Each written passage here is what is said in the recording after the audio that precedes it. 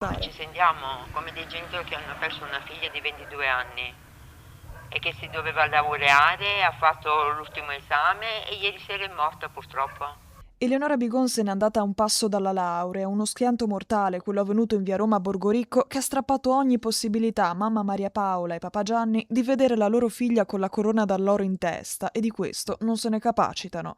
Un traguardo che Eleonora stava cercando di raggiungere con tutte le sue forze. Proprio nel giorno dell'incidente, la 22enne stava tornando a casa dopo aver dato l'ultimo esame all'Università di Venezia, quando ha perso il controllo dell'auto, ribaltandosi nel fossato e finendo la sua corsa contro un ponticello di cemento. Schianto che le è stato fatale.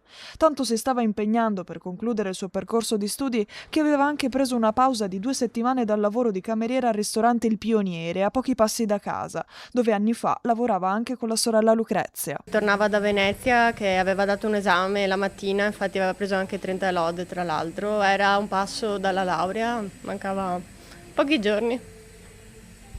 In cosa si stava laureando? Praticamente stava studiando design di architettura. La conoscevi bene tu? Sì, Erano proprio amiche. uscivamo anche insieme oltre al lavoro. È difficile per Sara pensare che ora, ad ogni inizio turno, non vedrà più il sorriso di Eleonora. Mauro, il titolare del ristorante, sconvolto dalla perdita, la ricorda come una delle più brave collaboratrici. Sempre solare, e aveva passione per il suo lavoro, perché lo faceva con dedizione e con entusiasmo. Siamo rimasti sconvolti perché 22 anni e una morte così è proprio devastante per noi, perché qua ha lasciato un vuoto. Saranno ora i carabinieri a ricostruire l'esatta dinamica dell'incidente e capire perché Eleonora sia finita in quel fossato. E proprio in quel fossato qualcuno ha deciso di lasciare una rosa rossa, un piccolo gesto che diventa per ora importante. Forse per ricordare che Eleonora era appena sbocciata e aveva ancora tutta la vita davanti, proprio come quel bocciolo. Sul luogo della tragedia anche il sindaco di Borgoricco, Gianluca Pedron.